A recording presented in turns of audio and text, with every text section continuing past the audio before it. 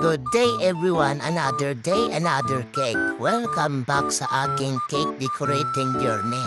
Today gagawa tayo ng special birthday cake na siguradong mapapahanga at perfect para sa mahilig sa kabayo at horse riding. Tara, samahan niyo akong gawin itong horse challenge order ng aking customer.